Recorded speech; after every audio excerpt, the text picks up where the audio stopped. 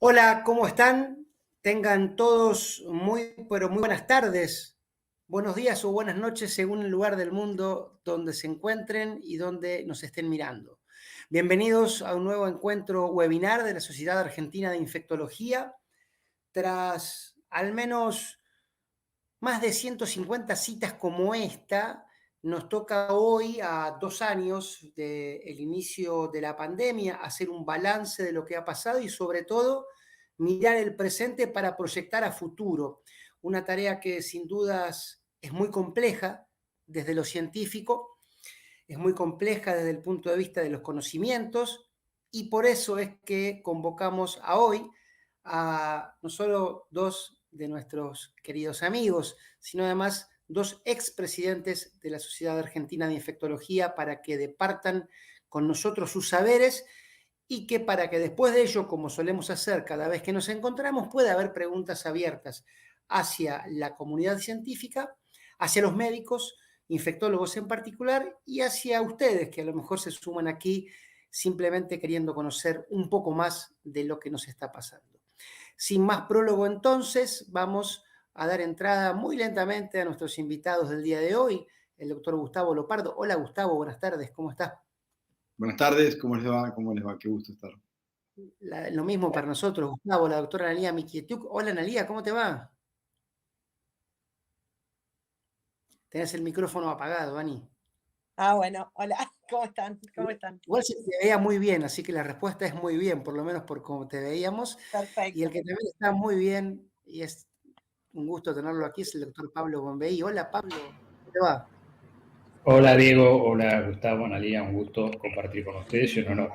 Gracias. Claro que sí, sepan Pablo, Gustavo, que cuando decimos que ustedes son expresidentes de la SAI, no lo decimos en tono peyorativo ni con espíritu arcaico, al contrario, valoramos que son nuestras guías, son quienes han abierto camino y además quienes nos han acompañado en estos 2 años saben que tanto Gustavo, Pablo y también Analía han sido caras visibles de los contactos que hemos tenido para con nuestros socios, para con nuestros médicos amigos y conocidos y para con la comunidad. Así que, sin nada más que agregar, yo también me voy a sentar a disfrutar. Analía, lo dejo todo en sus manos. Gustavo, Pablo, buen webinar. Bueno, hola, ¿cómo Gracias. andan todos? ¿Qué tal? Bienvenidos de nuevo a este webinar de la SADI que estamos teniendo cada vez más espaciados con este tema COVID y por suerte vamos hablando cada vez de más cosas diferentes, de distintos tópicos de la infectología. Pudimos finalmente tomarnos el tiempo para eso. Pero él o la COVID, como se tiene que decir, no nos da mucho descanso, mucho respiro, y hay continuamente actualizaciones y nos tenemos que poner al día en distintos temas. Es como dijimos desde el inicio de esta pandemia, todo se cambia, está en continuo cambio permanente y quizás lo que digamos hoy, dentro de unos meses, se puede llegar a contradecir. Pero bueno, sin más preámbulos, voy a hablar, hoy vamos a hacer la siguiente dinámica. Gustavo va a hablar de tratamiento, las novedades de tratamiento de COVID, y Pablo las novedades en vacunas de COVID. Van a hacer una introducción de los temas más importantes y más relevantes del último tiempo, de 10 minutos cada uno, y luego lo que no se pudo tocar en profundidad lo vamos a hacer en preguntas. Así que, Gustavo, somos todos oídos. Muy bien, un gusto realmente estar acá compartiendo esta actividad, este webinar de SADI, comenzando marzo de 2022. Mañana se cumplen 2 años de que se diagnosticara el primer caso de SARS-CoV-2 en nuestro país, que fue el 3 de marzo de 2020, y por eso el tema de hoy es novedades en COVID. Voy a hacer una breve introducción sobre las características de la nueva variante de interés, que es Omicron, y algunas novedades sobre el tratamiento. Un placer compartir con Analía y con Pablo, ellos saben que es así. Estos son mis potenciales conflictos de interés. Y me pareció bueno comenzar con este slide, que nos mostraba lo que a fines del mes de noviembre sucedía en el sur del continente africano, entre Botswana y Sudáfrica, aparecía una nueva variante de interés, que si ustedes ven, tiene un pico de ascenso con una pendiente que no habíamos visto hasta ahora. Esto se debe a lo que muestra este segundo slide, esta variante de interés denominada Omicron, tiene un tiempo de duplicación muy breve, de 2 a 3 días, que hasta incluso cambia aspectos de la enfermedad con periodo de incubación más breve, y haciendo que esta pendiente, compárenla con delta, que ustedes ven acá en azul, o con beta, en color verde, definitivamente justifica el rápido ascenso y diseminación de esta nueva variante. Esta alta transmisibilidad, que es una de sus características, una de las 5 características que la Organización Mundial de la Salud definió para decir que fuera de interés, la cumple. Fíjense dónde está Omicron. Hoy, la segunda enfermedad más transmisible que conocemos luego del sarampión. Y esto debido a una serie de alteraciones, de mutaciones, probablemente más de 50 mutaciones, de las cuales 2/3 se encuentran en la proteína S, lo cual le genera algunas modificaciones que vamos a ir viendo en los próximos minutos. Dentro de esta variante de interés hay 2 linajes. El más frecuente de distribución mundial es el Omicron 1 y menos frecuente, pero más transmisible, es el Omicron 2. Y fíjense en estos datos publicados hace no mucho tiempo por el MMWR mostrando las características epidemiológicas en los Estados Unidos. Acá vemos el año 2020, 2021 y acá el comienzo de 2022. La línea entera muestra el número de casos. Con Omicron, lo que vimos en Sudáfrica, alto ascenso, justificando un elevado número de visitas médicas, pero las interhospitalizaciones mucho más bajos. Y afortunadamente, algo que hoy ya, 2 meses, 3 meses después de conocer Omicron, sabemos que afortunadamente la tasa de hospitalización no acompaña a ese incremento en el número de casos. Estos son los últimos datos que disponemos del boletín epidemiológico en nuestro medio. Y fíjense que en la semana 4 del año, que es fin de enero, la pendiente fue similar con un enorme número de casos, con esa pendiente tan marcada, afortunadamente con un número de fallecidos y una letalidad que mostraban que hay una disociación con respecto a lo que hasta ahora conocíamos de SARS-CoV-2. Datos de Argentina también nos muestran que claramente hoy predomina absolutamente la variante Omicron en color lila, habiendo desplazado a la Delta, que había tenido tanto impacto en nuestro medio, o la Gamma, que lo había hecho previamente. En Argentina hoy, tener COVID significa tener Omicron.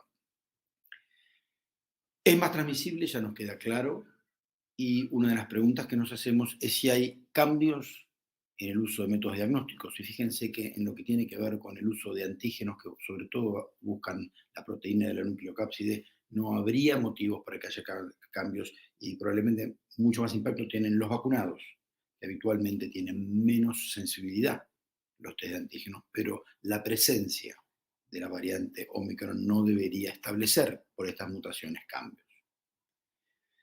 En lo que tiene que ver con las PCRs tampoco mayormente, al contrario, una de las características que se veía al principio es que cuando se pusiste el S-Gene Target Failure, esto era habitualmente característico, o era un proxy que sugería la presencia de la variante Omicron, pero teniendo en cuenta que hay 2 linajes, el predominante, que es el B1 en donde esto se ocurre, pero en el B2 esto no necesariamente ocurre, pero definitivamente antígenos y PCR, los métodos diagnósticos que utilizamos habitualmente para hacer diagnóstico de infección viral, siguen funcionando.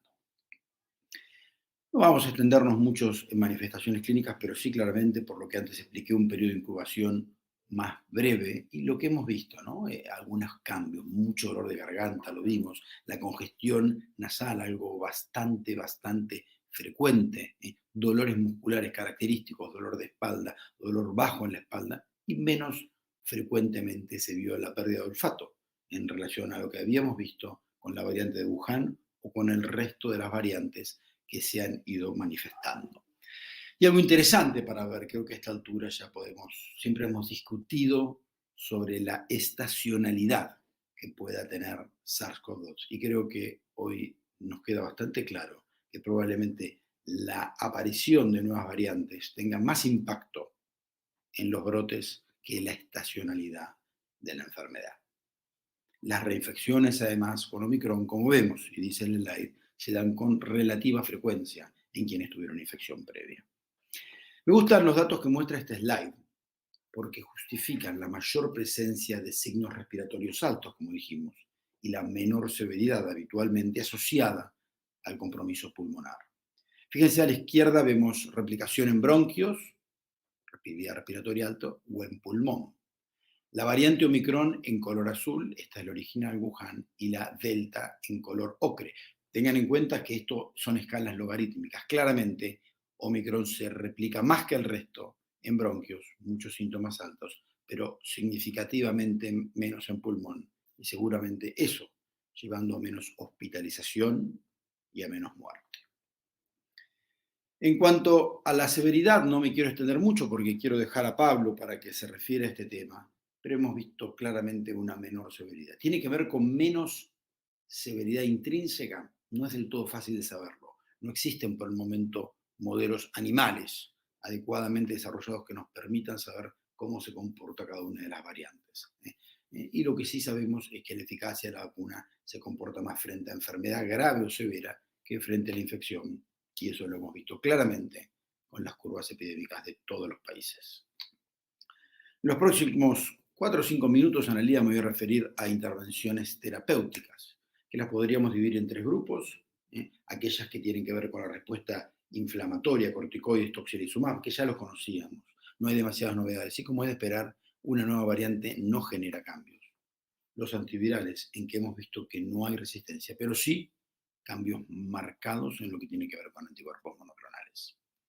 Solo para repasar lo que ya sabíamos y que no voy a profundizar, como aquellas estrategias dirigidas a la etapa inflamatoria no han cambiado. El uso de dexametasona, probablemente la primera muy buena noticia que tuvimos mediando el año 2020, que mostraba que la dexametasona en bajas dosis, dadas a pacientes hospitalizados que requieren oxígeno, marcaba una disminución relevante en la mortalidad, teniendo en cuenta que no existe este beneficio para los pacientes manejados en forma ambulatoria y que vemos que a veces se dan con extrema generosidad los corticoides. Sobre corticoides inhalados, particularmente budesonida, ha sido el más estudiado, pero por el momento no tenemos evidencias de los beneficios de estos ni en pacientes ambulatorios ni hospitalizados.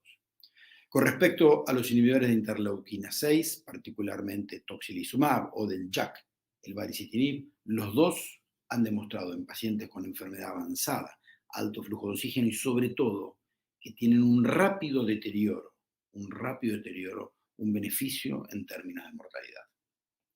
No me voy a extender más porque hasta eso era todo conocido y el tema de hoy que nos convoca son novedades.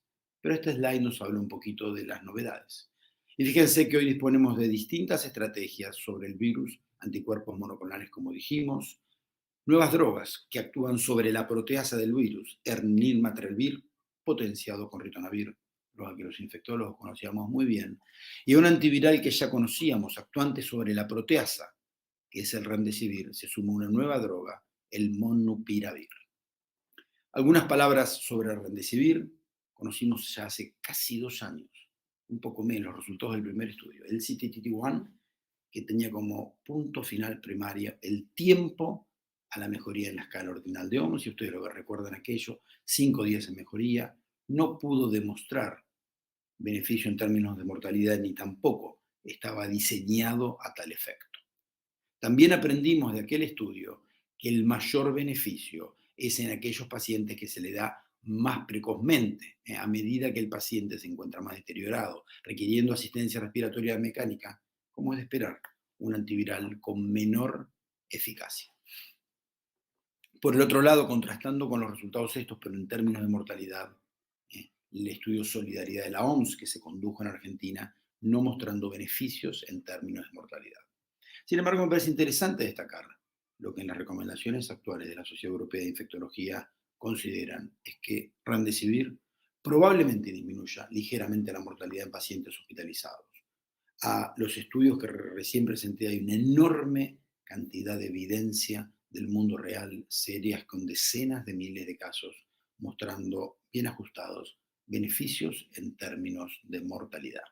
Por eso incluso los europeos lo recomiendan en pacientes hospitalizados, pero no en el estadio más avanzado como recién veíamos. Las primeras aprobaciones, ya que lo íbamos a dar, fueron para pacientes severos, pero luego se extendieron a pacientes moderados.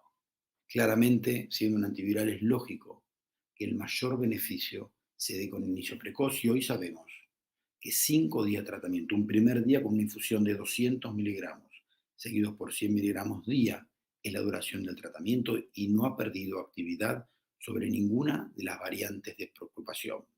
No ha habido evidencias por el momento de desarrollo de resistencia y, como les dije, grandes evidencias en estudios del mundo real con alto costo. No me salté en el slide anterior, sino que se los quiero presentar ahora porque habla de una nueva estrategia en uso de remdesivir, que es en el paciente no hospitalizado, pero en alto riesgo, y es lo que vamos a hablar en los próximos 2 o 3 minutos. Regálame unos minutitos más, me estoy extendiendo un poquito, Analía, pero remdesivir en pacientes no hospitalizados, pero en alto riesgo de progresión por tener comorbilidades. En vez de 5 días, son 3 días. Un primer día de la infusión endovenosa de 200, segundo y tercer día. Y fíjense, en este estudio lo que se vio es que en términos de progresión de enfermedad, hospitalización o muerte, 0.7 en un grupo, 5.3, esto dio una eficacia del 87%. Y hoy existe una estrategia para ofrecer a los pacientes ambulatorios en alto riesgo. En Argentina, presentada en ANMAT, hasta donde yo sé, todavía no aprobado.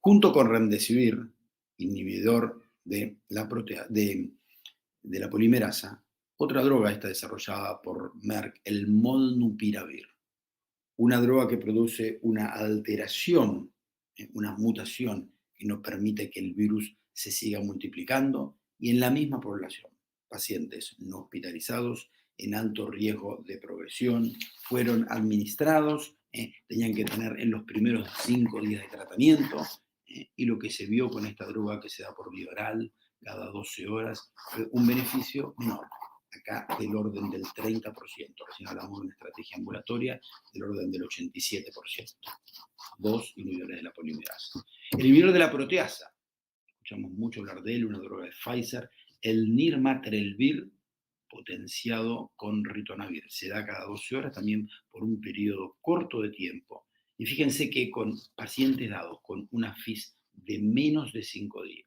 la misma población que hablamos para el estudio de remdesivir ambulatorio y para molnupiravir, pacientes no hospitalizados en alto riesgo de progresar. Y aquí el beneficio en términos de eficacia fue del 88%. Y finalmente, para terminar con esta introducción, los anticuerpos monoclonales. Habíamos aprendido mucho del casirivimab junto con indemimab, del valnamivimab con etesevimab, pero fíjense lo que sucede. Acá lo que vemos es la actividad frente a la variante Delta y esta frente a Omicron. Tanto para el de Regeneron como para el de Lilly, pérdida absoluta de la eficacia, porque esos anticuerpos monoclonales dirigidos muy específicamente frente a la proteína S perdieron la actividad. Para el sotrovimab, una droga de GSK, esto no ha sucedido y por eso hoy es en los países en que se dispone de anticuerpos monoclonales para esta misma población que el remdesivir ambulatorio, que el inhibidor de proteasa y que molnupiravir. Para todos ellos, en este caso queda solo el sotrovimab como una estrategia. Con esta introducción yo termino acá, Analía, y te dejo a vos o a Pablo, que quiere contarnos qué novedades hay en vacunación.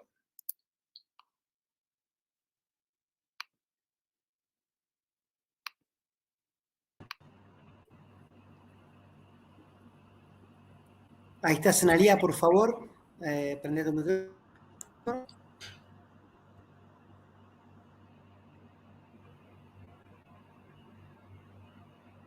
No te escuchamos, Analía. Escuchamos, Analía. El micrófono en silencio. Les comentamos a todos que también inclusive nos están preguntando en nuestras redes sociales que por supuesto que sí, que este encuentro queda grabado, y que se va a poder revisar y compartir apenas terminado. Todavía, Analia, no tenemos tu audio. Si querés entrar y volver a salir. Pablo, si querés ir preparando tus diapositivas también. ¿Cómo no? Compartiendo la pantalla. No te escuchamos, Ani. Gracias, Gustavo, también por tus palabras. Tenemos casi 300, casi 400 personas conectadas del otro lado. Eso habla también del interés que todavía, claro que sí, todavía sigue suscitando este tema y del valor también que le damos a nuestros distinguidos. Cada vez que digo invitados, no sé si es la palabra, ustedes son hombres de la casa.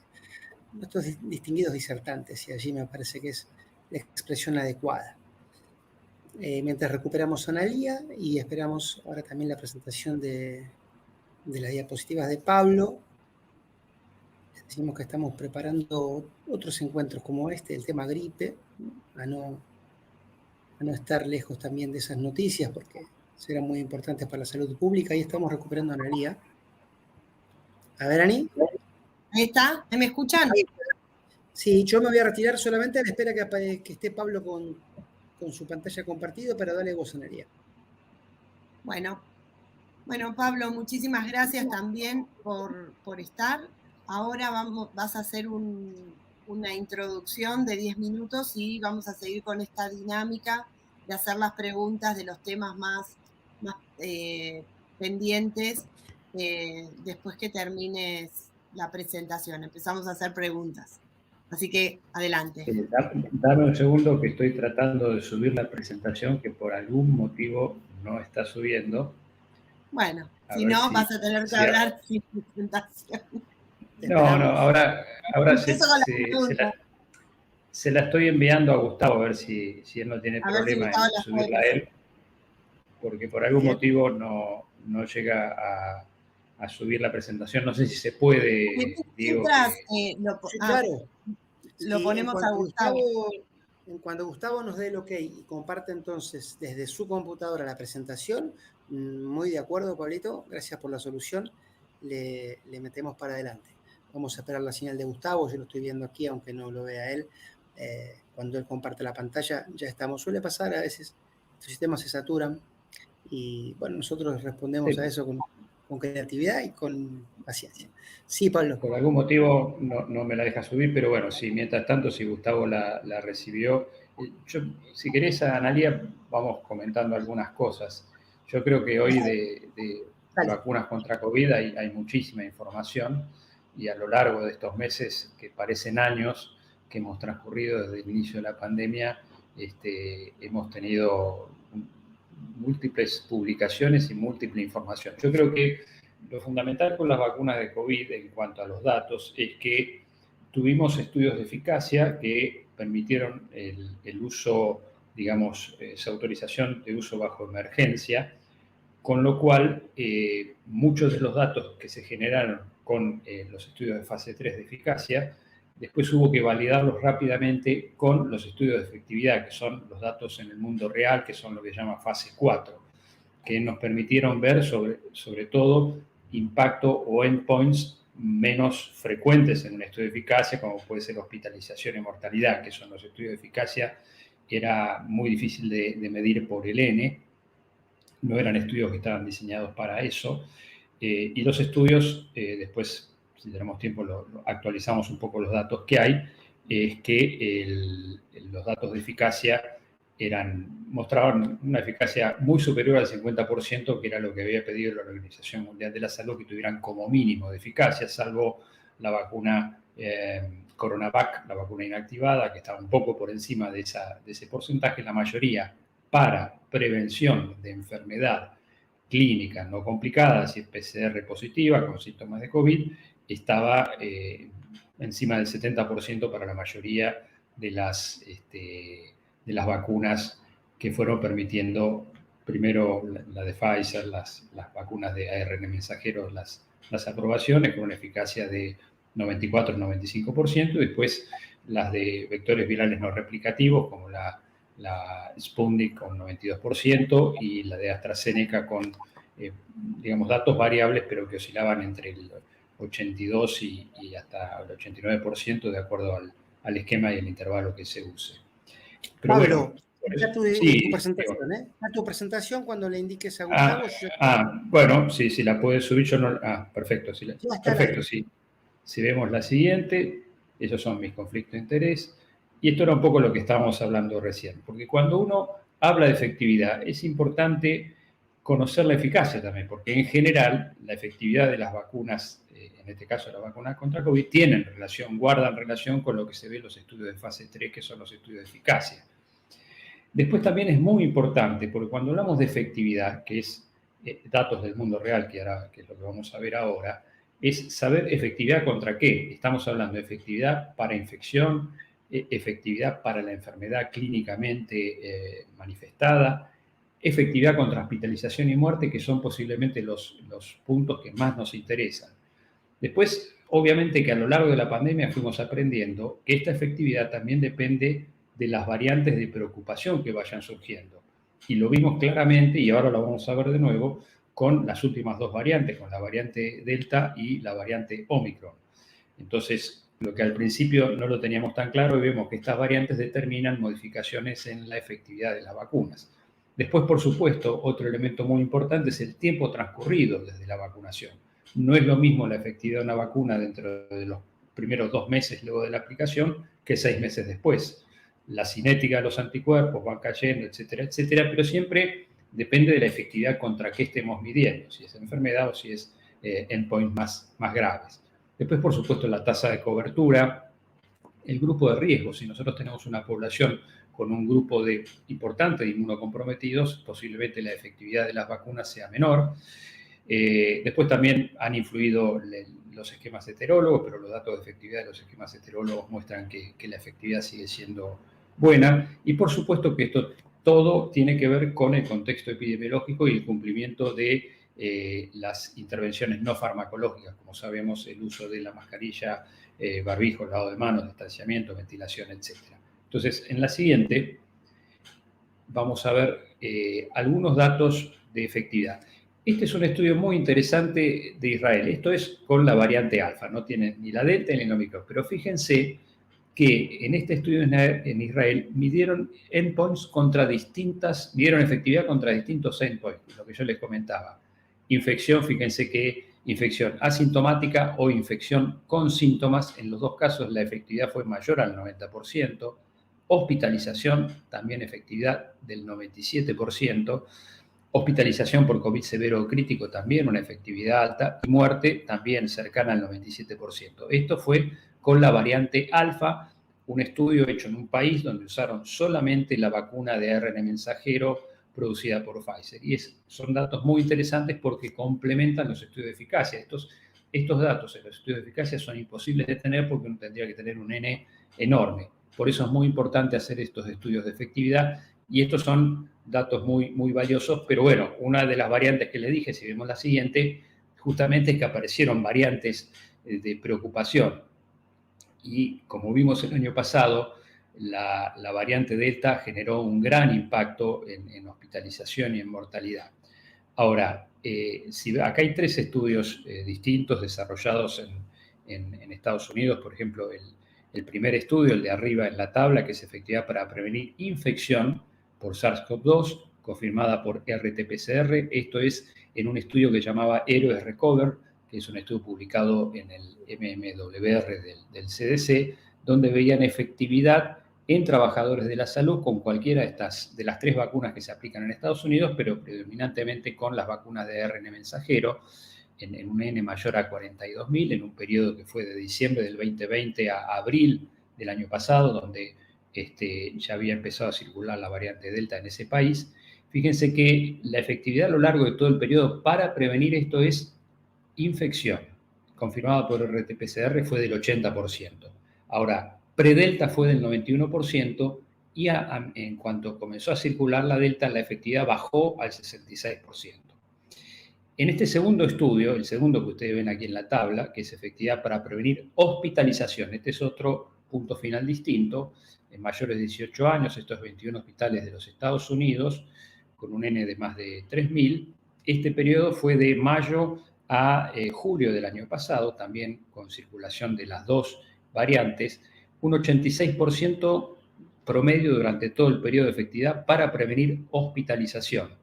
Fíjense que si uno saca los inmunocomprometidos, esa efectividad sube al 90%, pero si toma solamente los inmunocomprometidos, esa efectividad es menor, es del 63%. Ahora, cuando comparan en este estudio, que fue publicado también en el MMWR, las semanas donde no circuló Delta, o sea, predelta, la efectividad fue del 86% para prevenir hospitalización, y cuando circuló Delta del 84%, así que no hubo diferencias significativas. La vacuna siguió protegiendo contra Delta en el esquema de 2 dosis para los puntos finales más graves, que es hospitalización. Y en este último, el de abajo de todo, es efectividad frente a enfermedad sintomática, también este es un estudio del Reino Unido, perdón, no de Estados Unidos, este es un estudio del Reino Unido, donde comparaban la vacuna de Pfizer contra la vacuna de AstraZeneca, la ChAdOx nCoV-19, y veían que cuál era la efectividad de 2 dosis. Efectividad luego de una dosis de ambas vacunas era para la variante alfa del 48% y para la variante delta muy baja, con una dosis para prevenir enfermedad sintomática. Ahora, cuando tomaban 2 dosis, la efectividad era mayor tanto para la variante alfa como para la delta, con las 2 vacunas, mayor con la vacuna de Pfizer que con la vacuna de AstraZeneca, pero igualmente se notaba efectividad. La siguiente, esto fue publicado en el New England, este trabajo. Y esto es más reciente. Ahora lo que nos preocupa es Omicron. Como describió muy bien Gustavo, el impacto de Omicron ha sido masivo, con un número de infecciones muchísimo más alto de lo que habíamos visto en las ondas anteriores de COVID, pero con un impacto proporcionalmente mucho menor en internación, en hospitalización, en formas graves. Este es un trabajo publicado en el JAMA que muestra la asociación entre 3 dosis de vacunas de ARN mensajero con infección sintomática causada por las variantes Omicron y Delta. Acá ya entra a comparar la variante Delta. Si hacemos un clic más, ustedes ven la tabla, yo les resumo diciendo que las conclusiones de este trabajo es que en los sujetos que se hicieron un test para COVID en diciembre del año pasado, esto fue del 10 de diciembre al 1 de enero, si mal no recuerdo, haber recibido 3 dosis de vacuna de ARN mensajero comparado con no estar vacunado o con haber recibido 2 dosis, en esos casos esas personas tuvieron mucha menos probabilidad de tener síntomas de infección por SARS-CoV-2. Los hallazgos de este estudio sugieren que 3 dosis protegen contra ambas variantes, pero los radios de odds, como ustedes vieron en la tabla antes, son mayores para Omicron, lo que sugiere menos protección para esta variante que para Delta. Pero igual hay protección y sobre todo con las 3 dosis. La siguiente. Y acá vemos otro estudio publicado en el MMWR, donde se ven casos y muertes asociadas a la circulación de Delta. Lo que se ve en más celeste es Delta y lo que se ve en más gris es Omicron. Lo mismo acá para las muertes, pero realmente muy poquito de circulación de Omicron. Pero un poco también lo que mostraba Gustavo recién, fíjese, en línea entera son personas no vacunadas, en líneas de guiones son vacunados en forma completa, y en líneas de puntos que se superponen los vacunados sin booster, y acá las líneas con puntos los vacunados con booster. En todos los casos se ve con Delta que hay una diferencia significativa entre los casos no vacunados y los que tienen el esquema de 2 dosis o con un refuerzo. Y también cuando empieza a circular Omicron, aumenta el número de casos, proporcionalmente aumenta el número de casos también con 2 dosis y menos los que recibieron 2 dosis con un refuerzo. Eso es lo que se vio también, un poco lo que mostraba el trabajo anterior. Y en mortalidad la diferencia es aún mayor. Fíjense la curva casi plana de mortalidad, casi sin diferencia entre las 2 dosis y refuerzo, aunque hay una diferencia versus los no vacunados. Así que esto también permite ver el impacto de la vacunación y en este caso el refuerzo frente a la circulación de la variante Omicron. En la siguiente.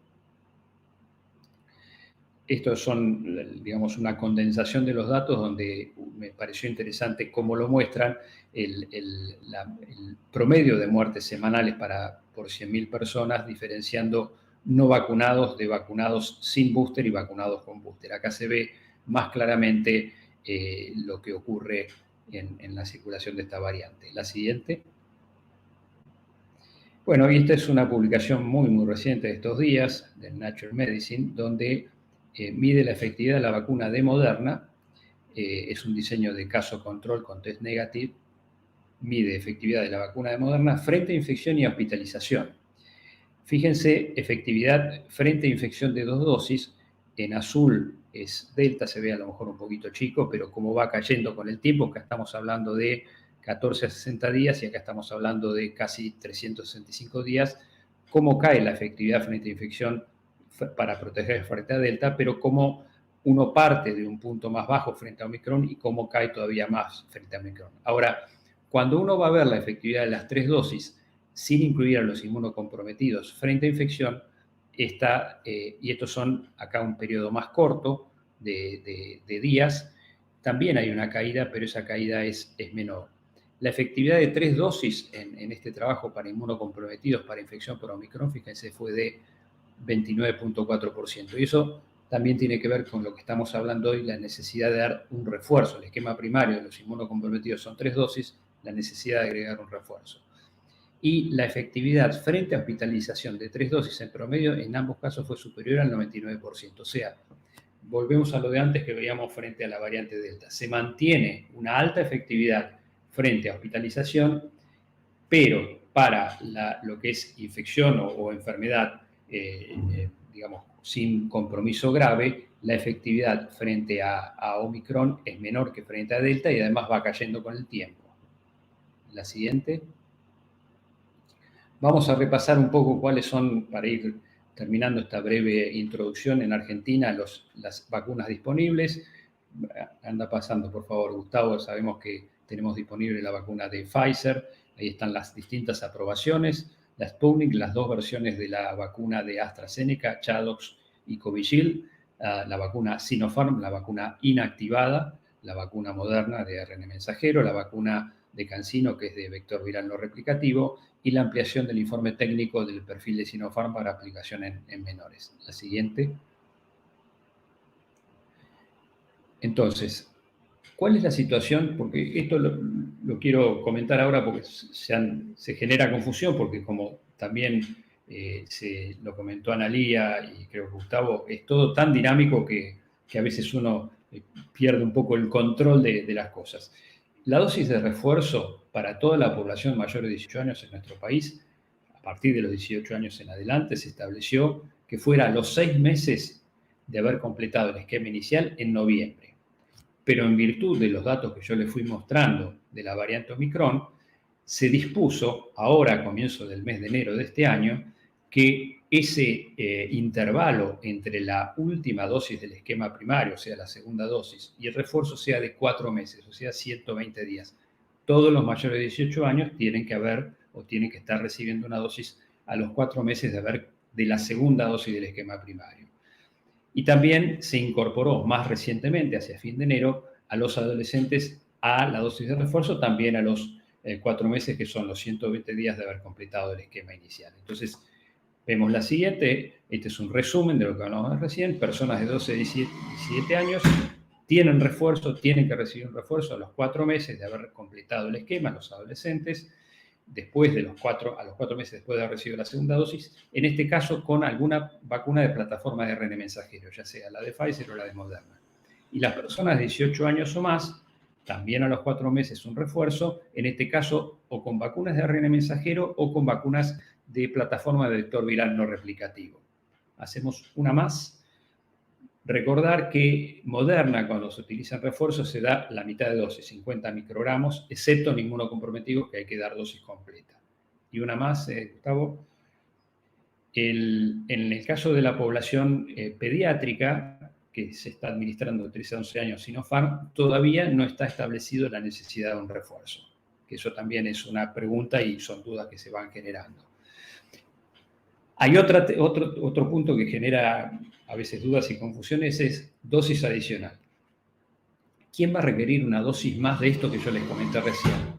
Los inmunocomprometidos independientemente del esquema primario recibido. Si un inmunocomprometido debería recibir 3 dosis más una cuarta dosis. Lo mismo las personas mayores de 50 años que hayan recibido un esquema primario de vacuna a virus inactivado, básicamente en nuestro país Sinopharm. O sea que esas son las dos situaciones en las cuales se da una dosis adicional al refuerzo que estábamos viendo recién. Creo que esta es la última. A ver si pasas una más, Gustavo. Perfecto. Esta es la última y yo lo dejaré ahí. Después vamos viendo de acuerdo a las preguntas que plantea Analía. Muchas gracias, Gustavo. Te debo una. Ha sido un placer, doctor. Ha sido un placer. Ahí dejé de compartir. Bueno, qué lujo.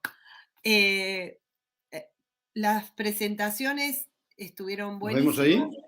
Sí, ¿y ahí me escuchan? Sí, perfecto. Bueno. Ahí estás, Analía. Me parece que de nuevo estamos con algún problemito para escucharte, ¿eh? No, pero me parece que yo los estoy escuchando perfecto. ¿Puede ser? No, Gustavo, estamos bien, ¿eh? Estamos bien. Yo te escucho, Pero me parece que me bien. estás enviando algo por el chat, así que yo me voy a dar cuenta de lo que me estás diciendo. A ver si ahí... Ok, a ver si yo ahí puedo compartir. Te voy a contestar un poquito mejor la pregunta con algún slide. Bueno, lo que voy a... Ahí, Pablo, ¿estás viendo mi...? Lo que quedó claro de... ¿Estás viendo mi slide, Pablo? No, pero pará. Todavía no, Gustavo. A ver, yo no escucho a nadie, ¿eh? ¿Están ahí?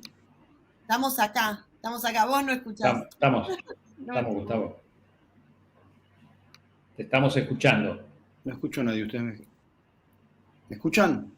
Sí, te escucho. Sí, te escuchamos. Sí. Tu pregunta tuvo que ver con las poblaciones especiales, ¿no es cierto? No, todavía no. Pero bueno. Ahora no los escucho, no sé qué sucede. Espera, Los Gustavo, veo, hay movimiento, estoy conectado, pero ¿escuchás? no los escucho. Bueno, haz una cosa, quedamos un tiempito. Salvo que deje el estudio y vuelva, no escucho a nadie. Salí y volví. Dejo el estudio y vuelvo. Dale. Mientras le hago las preguntas a Pablo. Lo que quedó claro de estas dos charlas es que esta nueva variante Omicron genera una enfermedad mucho más transmisible, pero mucho menos grave que los primeros episodios que tuvimos de coronavirus. Que sí es más leve, puede deberse a la variable en sí o al escenario que cambió, que es una población más vacunada, con las medidas de seguridad ya como estipulada. Pero quizás esto que dijo Gustavo cuando empezó a hablar, también está apoyado por los datos de los estudios de vacunas, porque en esos datos de estudios de vacunas, las vacunas no previenen la infección, pero sí la hospitalización o los casos graves. Pablo, aprovecho para que nos cuentes cómo podemos medir la efectividad con anticuerpos, cómo te parece que sería conveniente medir la efectividad de una vacuna. Bueno, el tema de las serologías post-vacunación, hoy yo no tiene que responder, dice no usar control serológico post-vacunación. Esa sería la respuesta oficial y formal. Ahora, sabemos que se producen anticuerpos frente como respuesta a la vacuna, como respuesta a la infección. Tenemos como respuesta a la vacuna anticuerpos neutralizantes que se miden por ensayos de neutralización, que hay que hacerlos en laboratorios de bioseguridad 3, también se pueden utilizar ensayos de pseudovirus, y también anticuerpos que llaman ligadores, que son inmunoglobulina G, que si bien no protegen por completo, pero tienen bastante buena correlación con los anticuerpos neutralizantes. Hoy, por ejemplo, en los estudios de pacientes inmunocomprometidos que se vacunan, se miden anticuerpos neutralizantes y también se miden estos anticuerpos ligadores que se miden por métodos comerciales disponibles. Y lo que uno ve en general es buena correlación, o sea que la respuesta baja de anticuerpos neutralizantes también se traduce en general en anticuerpos inmunoglobulinas medidas por distintos métodos comerciales. Yo creo que hoy la indicación, como dije antes, de medir respuesta serológica a las vacunas, por ahora no existe porque lo que no tenemos, como sí ocurre con otras vacunas, por ejemplo la hepatitis B, es un correlato de protección. No podemos decir, esta persona está protegida porque tiene más de tantos niveles.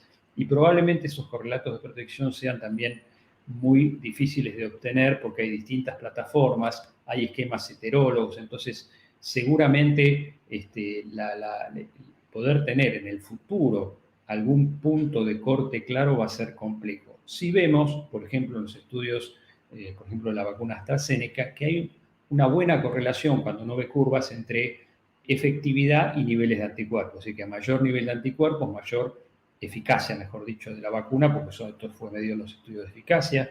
Así que tal vez podamos en el futuro tener alguna idea de que por encima de algún valor podamos decir esa persona está protegida, pero a lo mejor lo tendremos que, digamos, determinar por plataforma, por tiempo después de la vacunación. En fin, hay distintas variables que se utilizan hoy.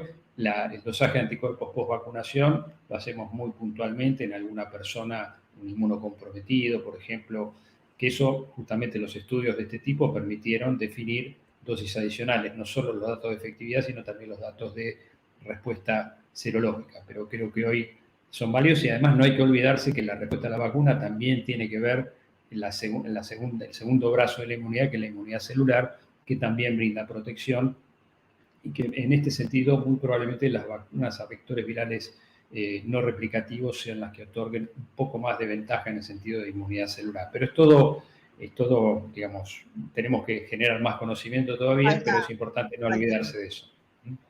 Perfecto. Y una pregunta que es muy frecuente es las embarazadas. ¿Es necesario? ¿Te parece que es necesario? Sí, pero bueno, un poco hablar del tema de la vacunación COVID en el embarazo y por qué es necesario.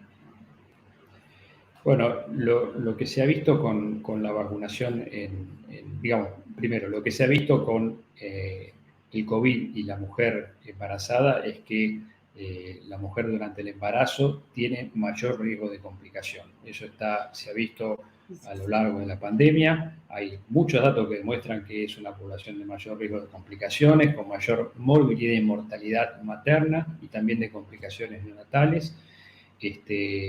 Cada vez está más documentado, porque al principio no se sabía mucho, pero cada vez hay más datos que dicen que la mujer embarazada es esta población de riesgo, ¿no?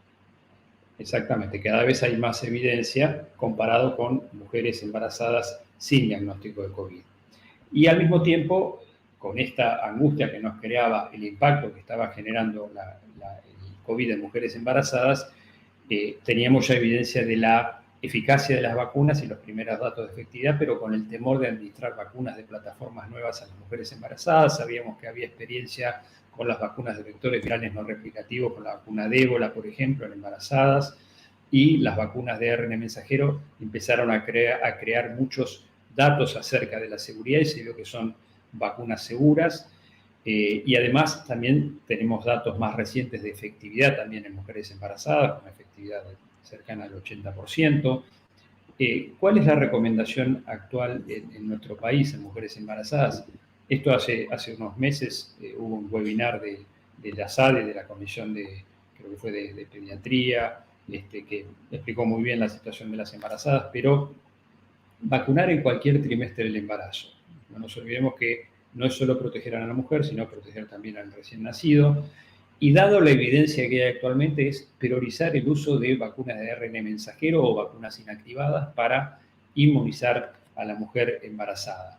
Y en el caso de los refuerzos, también aplicarlos, y si es con vacunas de ARN mensajero, y si es con vacuna de Moderna, con 50 microgramos. Recordar que las comorbilidades de las gestantes fallecidas en la Argentina en los primeros meses y hasta la semana 37 del año 2021, un 41% tenían alguna comorbilidad asociada, mientras que hay un 13% que eran mujeres previamente sanas, más allá de estar cursando un embarazo, digamos, no tenían ninguna comorbilidad. Así que es muy importante que este grupo de mujeres accedan a la vacunación.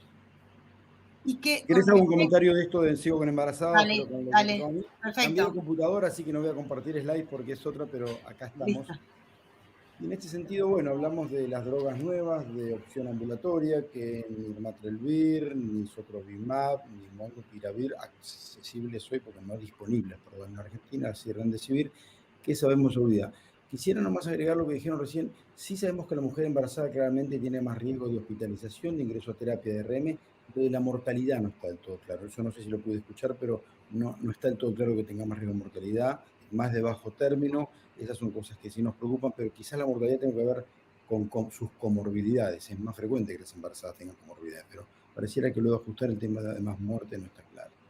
En cuanto a seguridad de drogas, son drogas bastante más nuevas, con lo cual hay poco que se sabe, pero digamos, de estas drogas, un inhibidor de proteasa tiene ritonavir, el ritonavir lo sabemos muy bien, y del Matrelvir, que es el inhibidor de proteasa, sabemos poco, realmente es una novedad. De los anticuerpos monoclonales hay muy poca información en mujeres embarazadas, no son drogas autorizadas, poco sabemos. El molnupiravir definitivamente no. El mecanismo de acción que hablamos de producir mutación incluso genera hasta alguna preocupación en que pudiera generar mutaciones en la célula del huésped. Eso no parece muy probable y aparte existen otros antivirales que hacen lo mismo y no se ha visto. Preocuparía que al generar mutaciones pudiera generar virus resistentes o nuevas variantes de preocupación. Que una droga antiviral fue el gatillo de una nueva. Son todas en el terreno de las hipótesis. Pero en cuanto a toxicidad, no. Ha demostrado, no en modelos animales, de teratogeneidad, no, pero ha demostrado alteraciones óseas, con lo cual definitivamente es una droga que no tiene aprobación en embarazo. Remdesivir es una droga así, con enorme cantidad de cursos dados, hay un registro, por supuesto, en todos los estudios las mujeres embarazadas están excluidas, pero el nivel del registro muestra que por el momento no hay ninguna evidencia de eventos teratogénicos con Remdesivir aplicados a mujeres embarazadas. La decisión, por supuesto, es caso por caso. Sí, mencionar solo, Analía, que hay estudios en marcha de fase 3 de Pfizer y de Janssen en vacunación en mujeres embarazadas, estudios ya de fase 3 específicos para mujeres embarazadas. Y una cosa que aprendimos con la mujer embarazada, lo aprendimos mucho con influenza. Sabemos que la mujer embarazada en el último trimestre se comporta por problemas de restricción pulmonar como una mujer que tiene alguna patología pulmonar crónica. Por eso también la mayor tasa de complicaciones se ve en ese último trimestre. Lo cierto es que todos estos datos los estamos recabando actualmente porque tenemos, como bien dijeron al principio, 2 años de pandemia y bueno, y todo esto se va haciendo al andar, es un poco hacer el camino al andar. Y Gustavo, ya que vos lo dijiste, lo estuviste hablando en tus slides, pero me gustaría discutir un poquito más, que es en el paciente ambulatorio, pero que tiene algún grado de inmunocompromiso o que es un paciente que puede estar un poco más, que no lo internas, pero que no te quedas tranquilo. ¿Cuáles son las opciones terapéuticas que vos pensás o cómo lo podrías manejar en este momento? ¿Solo un watch and wait? Bueno, ¿Un teléfono? hoy la realidad es eso es lo que sucede en nuestro medio. Eso es lo que sucede en nuestro medio, porque hay una enorme cantidad de estrategias que no voy a dedicarme a repasar cada una de ellas ahora porque no tengo tiempo, como son colchicina, ivermectina, todas estrategias que han sido profundamente estudiadas y que ninguna de ellas ha demostrado tener ninguna eficacia y que no está recomendado darlas.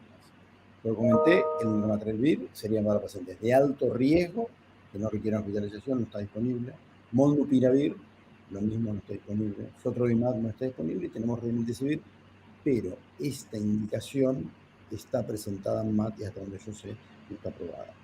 Probablemente algunos de los que nos escuchen esté pensando en la fluvoxamina. La fluvoxamina es una droga aprobada para disminuir de peso y ese es el objetivo porque es un inhibidor selectivo de la recaptación de la serotonina y se ha visto también que tiene efecto inmunomodulador y tal vez alguna actividad antiviral. Hay algunos estudios con estas drogas que son los Stop COVID y hay uno brasilero, el Together. Cuando uno ve esos resultados, particularmente el Together, podrían ser atractivos y decir, bueno, es otra opción. Sin embargo, nosotros no las vemos en las recomendaciones y el motivo es que son estudios pequeños y particularmente el Together, el estudio brasilero, puso un punto final primario medio singular y era el riesgo de hospitalizarse o permanecer más de 6 horas en guardia. Es decir, a ese paciente que decís vos, el señor de 74 años, diabético, que lo veo leve o moderado, digo, no requiere hospitalización, además tiene un par de dosis de vacuna. Quiero aclarar que todos los estudios que yo dije con estas drogas son en pacientes no vacunados, ¿no, Pablo? Y esto es relevante. Todo eso en población vacunada.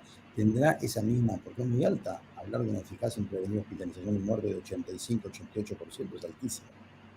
Pero es en población no vacunada, que tiene un riesgo de que eso le ocurra definitivamente mucho más alto que la población vacunada. Entonces no quiere decir que no va a servir en ellos, pero probablemente la eficacia sea menos, pero no lo sabemos. Pero entonces, con respecto a esta droga que yo estaba haciendo referencia, el punto final primario fue hospitalización o estar en guardia más de 6 horas. Que vieron que no es un punto final primario que sea utilizado. Claro. Vamos a estar 8 horas, es mucho peor que estar 4. O sea, la verdad es que la mayoría de las guías en IH, las europeas, no le han dado mucha atención a esta droga, creo que probablemente porque, bueno, cuando nos escapamos de los puntos finales que más están consensuados, son más difíciles su evaluación.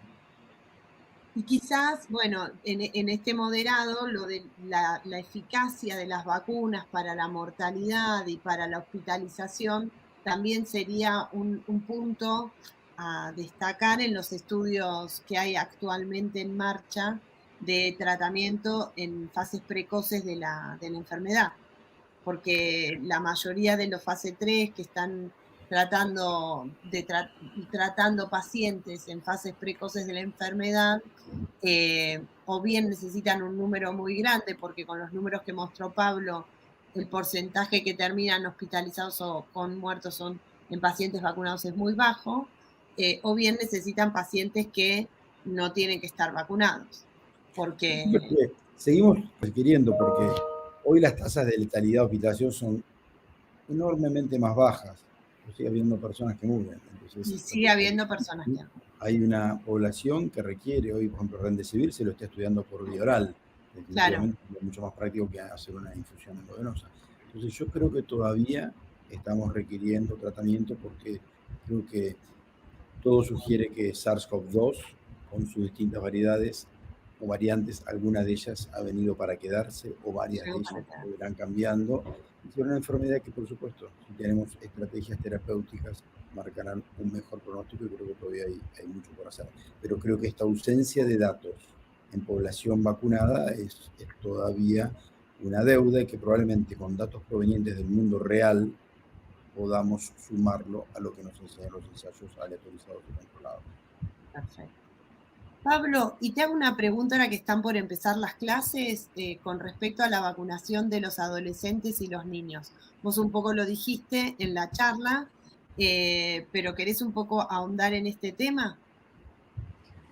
Sí, lo que yo les mostré es cuál es la recomendación en nuestro país. Hay distintos modelos matemáticos que han mostrado qué pasa en una población donde uno no vacuna a la población infantil y qué es lo que pasa si vacuna desde el punto de vista del impacto epidemiológico en poblaciones mayores, en hospitalización, y en esos modelos claramente es uno de los puntos que inclina hacia la vacunación pediátrica. Pero tal vez lo más importante, ¿se acuerdan? Todos nos acordamos al comienzo de la pandemia, a diferencia de los otros virus respiratorios que comienzan habitualmente en población infantil, el virus del SARS-CoV-2 se inició en población de adultos y realmente en los primeros meses, me acuerdo, decíamos, qué raro que no afecte a los niños, decíamos, ¿por qué será que tienen menos receptores AC2? En fin, se postularon distintas hipótesis. Pero lo cierto es que en la medida que empezamos a vacunar a los adultos la enfermedad fue disminuyendo en esa población, se fue desplazando hacia los niños, hacia los adolescentes y niños. Primero empezamos a ver que tanto en adolescentes y después en niños con factores de riesgo la enfermedad se podía complicar y generar necesidad de hospitalización y eventualmente casos fatales en esas poblaciones. Y después vimos también que síndromes de respuesta inflamatoria en niños y adolescentes también se podía ver secundario al COVID. Y bueno, todos esos elementos hicieron necesario implementar la vacunación, por ahí con menos evidencia, pero sí con una plataforma de vacunas que son las vacunas inactivadas, con mucho tiempo de experiencia en pediatría. La vacuna de adolescentes con las vacunas de ARN mensajero, hay evidencia en estudios de eficacia, con una eficacia muy alta para prevenir enfermedad. Sin embargo, la vacuna de ARN mensajero, específicamente la vacuna de Pfizer, salió hace pocos días o pocas horas prácticamente un estudio de efectividad en Nueva York que muestra que los chicos entre 5 y 11 años que recibieron la vacuna de Pfizer, recordar que en esa edad la vacuna normalmente se utiliza en 30 microgramos. En ese grupo de edad se da en 10 microgramos en 2 dosis. La efectividad frente a Omicron cayó muchísimo, muy baja. No frente a hospitalización, pero sí frente a enfermedad. Frente a hospitalización sigue habiendo protección. Pero probablemente ocurre con esta vacuna lo que ocurre con otras vacunas pediátricas, que necesitemos no más dosis, no más carga antigénica porque puede generar mayor reactogenicidad, pero sí más dosis. No nos olvidemos, por ejemplo, de los esquemas de neumococo, que son tres dosis en pediatría, posiblemente en este grupo de niños, en esta edad, posiblemente haga falta alguna dosis adicional en el esquema primario. Así que, pero de cualquier forma, hoy vemos que la mayoría de los países han implementado vacunación en pediatría como objetivo inicial, como dijimos, proteger a los niños de las complicaciones, sobre todo a los niños con comorbilidades, pero también vimos complicaciones en chicos sanos. Y en segundo lugar, por el impacto epidemiológico que tiene la vacuna en la diseminación. Sabemos que las personas vacunadas en general tienen, además de tener menor riesgo de enfermedad, aunque con Omicron sea menos el impacto, menos la efectividad, hay efectividad de la vacuna, hay menor riesgo de transmisión y en general lo que uno ve es que la enfermedad se comporta de una forma más leve en personas vacunadas cuando aparecen. Bárbaro, gracias Pablo. Y ahora, Gustavo, una pregunta que no sé cómo hacértela, pero los antibióticos y el COVID, yo sé que está prohibido, pero ¿qué datos tenés? Es un virus, no es una bacteria el COVID. Exactamente. Un humor lo tenemos que poner. Pero lo tenemos que hablar. Lo tenemos que hablar. Es un tema que no tenemos que hablar. Me parece muy pertinente porque 2 años después de comenzado la pandemia, el nivel de resistencia con el que nos va a tocar convivir de ahora en más ha estado sin duda fogoneado por un uso excesivo, que todos entendemos, el desconocimiento, pero si lo quisiéramos resumir un poquitito, hoy hay una enorme cantidad de series publicadas en cuanto a coinfección, que van desde que SARS-CoV-2 coexiste con otros microorganismos, virus o bacterias, desde 0.4 hasta menos del 7%. Es decir, en general es infrecuente.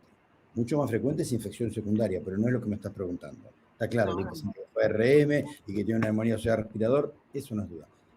Si ese promedio de coinfección inicial en el debut está, lo que dice la literatura en general, entre 3 y 4%, las distintas series muestran que más del 70% de los pacientes que se hospitalizan inician con antibióticos. No hablo de los que están en terapia intensiva, más del 70%. Es decir, claramente un sobreuso de antibióticos.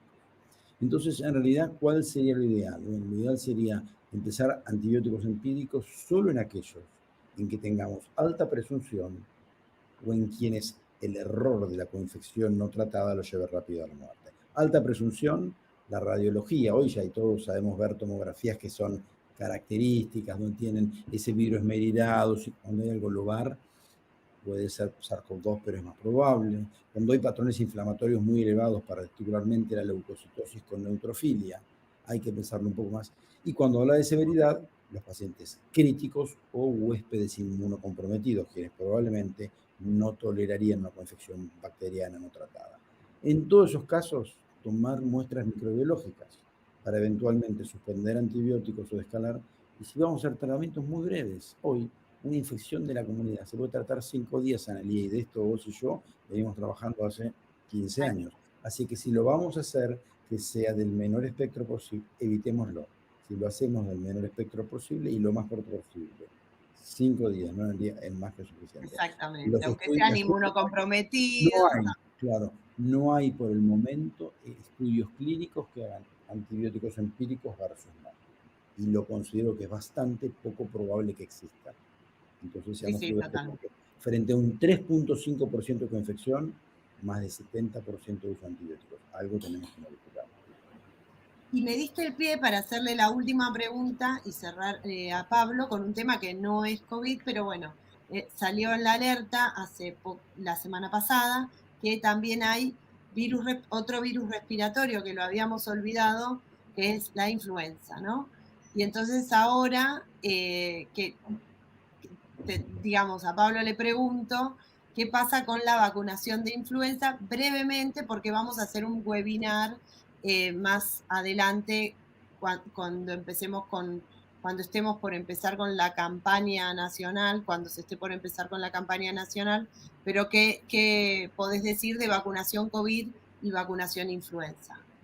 Bueno, lo que vimos de influenza desde el 2020 hasta fines del 2021 ha sido algo histórico. No habíamos visto, por lo menos desde que se mide la circulación del virus de influenza, casi 2 años como lo que hemos pasado, donde prácticamente no se detectó virus de influenza, y no es que no se haya buscado. Yo soy testigo en mi hospital, en CEMIC, hay más de 400 muestras en el año 2020, de las cuales solo 3 fueron positivas para influenza.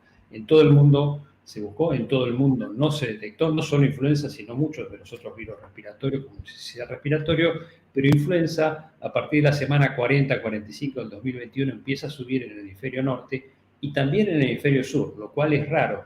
Y el alerta que emitió el Ministerio de Salud de Nación hace pocas semanas hace referencia a las primeras semanas del año 2022, donde hubo más de 166 casos detectados de influenza A H3N2, lo cual es inusual en esta época del año. Así que lo que nos espera de acá adelante, de acá en más, de influenza, es una nueva puerta que se está abriendo, pero creo que es importante, sobre todo porque la población no ha tenido contacto con el virus de influenza en los últimos 2 años, este año ser más puntillosos en la indicación y en la recomendación de influenza en grupos de riesgo, que son muy parecidos a los grupos de riesgo de COVID, y recordar que son vacunas que se pueden coadministrar. De hecho, también hay ensayos clínicos en marcha de vacunas combinadas, influenza COVID, en fin. Hoy se puede coadministrar la vacuna, y en cuanto la vacuna esté disponible, sobre todo en los grupos de riesgo de complicaciones, que son, como decíamos antes, muy similares, aplicar la vacuna lo antes posible. Bueno, Gustavo, ¿querés decir unas palabras para cerrar? Bueno, qué compromiso. Creo que estamos viviendo un momento singular. Como yo comencé hablando, fue a fines de noviembre, una variante de preocupación. Estemos comenzando a vivir el comienzo de la endemia, pero no lo sabemos. Insisto, creo que es bastante claro que depende mucho más los picos de circulación o los brotes de la aparición de variantes de interés que de la estacionalidad que ocurra en los distintos hemisferios, que seguramente algún rol tiene, pero claramente menor. Estamos comenzando 2022, pasaron 2 años de pandemia, la pandemia de gripe de hace un poco más de un siglo duró más o menos 2 años. ¿Qué va a pasar en esto? No sabemos, pero no tenemos que bajar los brazos. Lo que está claramente estableciendo el cambio es la vacunación. ¿Es Omicron menos agresivo porque naturalmente lo es, porque encuentra una población muchísimo más vacunada y o con anticuerpos de alta prevalencia, que es una realidad por la cantidad de personas que ya han estado infectadas previamente? Así que debemos seguir vacunando. La frecuencia en que habrá que hacerlo no la sabemos, ¿no es cierto, Pablo? Pero todavía sigamos cuidándonos. Sí, perdón, una cosita más. No nos olvidemos que no es homogénea la cobertura de vacuna en el mundo. Hay áreas del mundo donde la cobertura sigue siendo muy, muy baja, y eso facilita la aparición de variantes. Entonces, si bien ahora estamos yendo a un descenso que nos está dando un respiro epidemiológico, no hay que bajar la guardia, y hay que pensar que en la medida que no tengamos una mayor cobertura en forma homogénea en todo el mundo, siempre la posibilidad de nuevas variantes existe, de la aparición de nuevas variantes. Bueno, y como resumen de lo que ustedes dos dijeron, esto al día de hoy sigue cambiando. Hoy estamos frente a una nueva variante, que es Omicron, frente a una nueva enfermedad, porque es mucho más transmisible y mucho menos severo. Tenemos todavía la deuda de generar un tratamiento, si bien tenemos la gran ventaja de haber podido resolver el tema de la vacunación en menos de un año de la pandemia con excelentes resultados, que todavía tenemos que encontrar, bueno, cuántas vacunas va a recibir una persona en su vida, cuántas veces nos tendremos que vacunar, que no nos ayuda este virus porque, como bien dijiste, Gustavo, no tiene estacionalidad. Entonces, por lo tanto, esto nos va a tener atentos hasta que pueda pasar un tiempo suficiente y podamos ver qué comportamiento finalmente queda. Así que yo, de parte de SADI, les quiero dar las gracias por su disponibilidad, por su generosidad en compartir lo que saben y lo que todos estamos aprendiendo siempre. Así que muchas gracias. Y para la gente que nos está escuchando, a no bajar los brazos, a seguir aprendiendo, a no enojarse porque las cosas cambian y a seguir pensando en forma inocente contra todo lo que se nos está presentando.